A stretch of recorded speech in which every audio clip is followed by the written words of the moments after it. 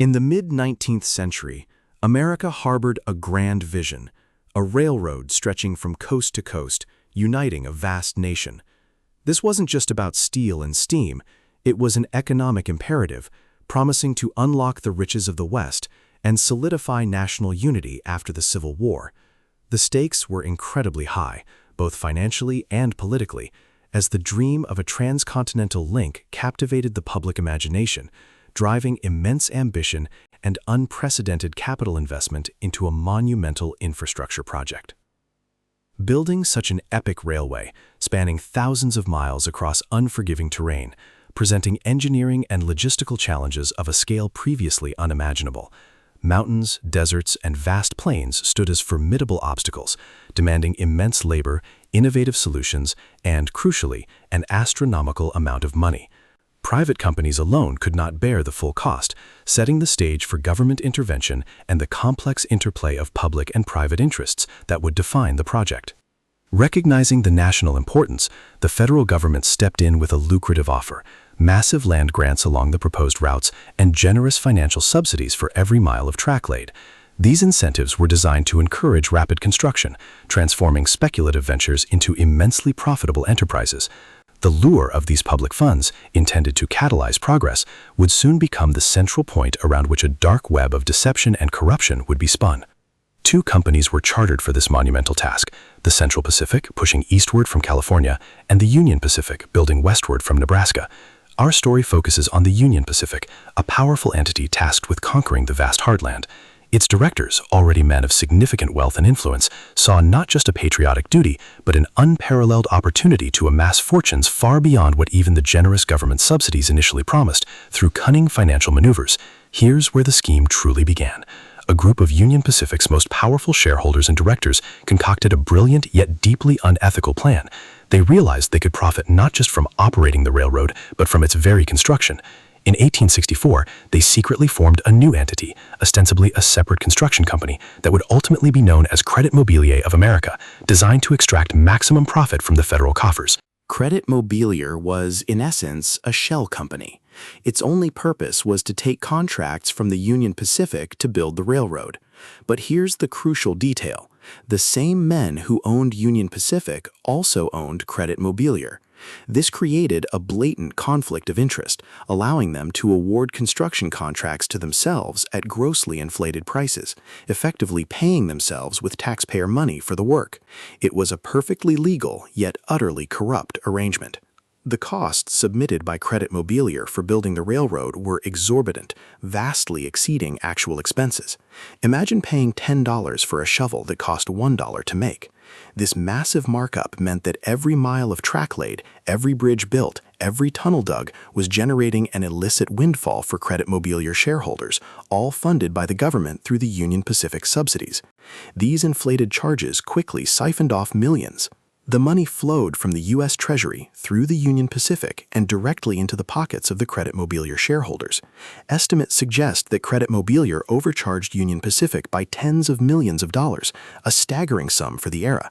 This wealth accumulation was not merely a byproduct of shrewd business, it was a deliberate act of embezzlement and fraud against the American taxpayer, leveraging the nation's grand vision for private greed. Central to this elaborate scheme was Oakes Ames, a Republican congressman from Massachusetts. Ames was not just a politician, he was also a director and major shareholder in the Union Pacific Railroad, and therefore a beneficiary of Credit Mobilier's profits. His position in Washington made him the perfect conduit for the next, even more audacious phase of the fraud, ensuring the gravy train continued to run smoothly by neutralizing potential opposition. Ames's job was to prevent any congressional inquiries or legislation that might threaten Credit Mobilier's profitability. How did he do it? Through bribery, plain and simple. Not with bags of cash, but with something far more subtle and seemingly respectable: the opportunity to buy Credit Mobilier stock at vastly undervalued prices, promising huge guaranteed returns to members of Congress and other influential officials.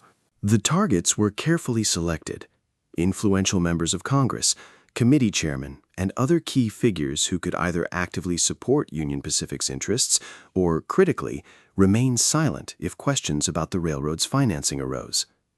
These politicians were offered a piece of the action, a stake in Credit Mobilier's immense ill-gotten gains, ensuring their loyalty and silence through shared financial interest.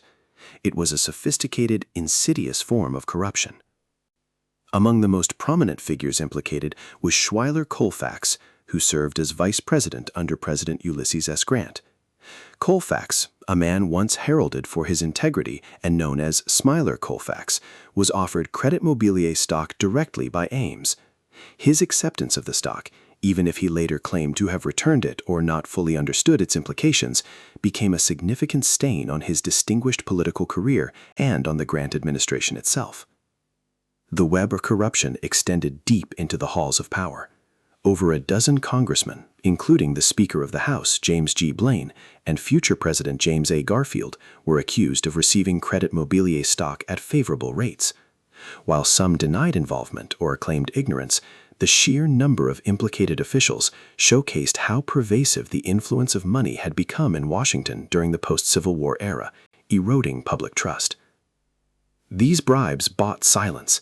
With key members of Congress financially invested in Credit Mobilier's success, any potential investigations in Union Pacific's contracts or the lavish federal subsidies were effectively stifled. The scheme operated under a cloak of secrecy for years, shielded by the very officials sworn to protect the public interest. It was a perfect, self-serving ecosystem of corruption, where oversight was willingly abandoned for personal gain. Despite the careful machinations, whispers began to circulate. The sheer scale of the profits being made on the railroad construction, coupled with the lavish lifestyles of some Union Pacific insiders, raised eyebrows. It was simply too good to be true, and in Washington, secrets, especially those involving vast sums of money and powerful men, rarely remain completely buried for long. The pressure was building for the truth to emerge. The first major crack in the facade appeared thanks to tenacious investigative journalism. The New York Sun newspaper, known for its sensationalist yet often accurate reporting, began to dig. Journalists, armed with leaked documents and anonymous tips, started connecting the dots between Union Pacific, Credit Mobilier, and the influential politicians who seemed to be benefiting from the arrangement. The fuse was lit for an explosive revelation.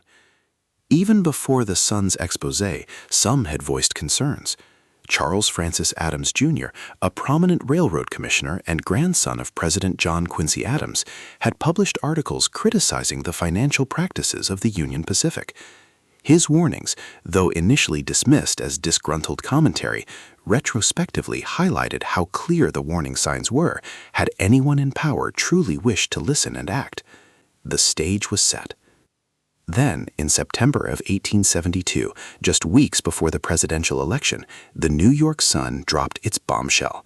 They published a detailed account of the Credit Mobilier scandal, naming names and exposing the intricate web of deceit. The timing was deliberate, aiming to sway public opinion and ignite a political firestorm. The article sent shockwaves through the nation, sparking immediate outrage and widespread disbelief. The article's revelations were damning. It meticulously detailed how members of Congress, including the vice president, had accepted Credit Mobilier stock at prices far below market value, knowing that its value was inflated by government contracts. This wasn't merely unethical. It was perceived as a direct betrayal of the public trust, a blatant misuse of power for personal enrichment. The public's fury was immediate and intense, demanding accountability. The scandal quickly became a national obsession, dominating newspaper headlines and public discourse. People felt duped. Their tax dollars, meant to build a nation-unifying railroad, had instead lined the pockets of greedy politicians and corporate insiders. The outcry forced Congress to act. No longer could the matter be swept under the rug. The public demanded answers, and a full-scale congressional investigation was inevitable. 2 congressional committees were formed to investigate, the Poland Committee and the Wilson Committee. They summoned witnesses, examined ledgers, and meticulously tried to untangle the convoluted financial dealings. Oakes Ames himself testified, openly admitting to distributing stock to his congressional colleagues. The proceedings, widely reported, offered a rare and unfiltered glimpse into the darker side of Gilded Age politics and finance. The fallout was significant, if not entirely satisfying to the public. While no one faced criminal charges for the bribes, the scandal ruined many political careers.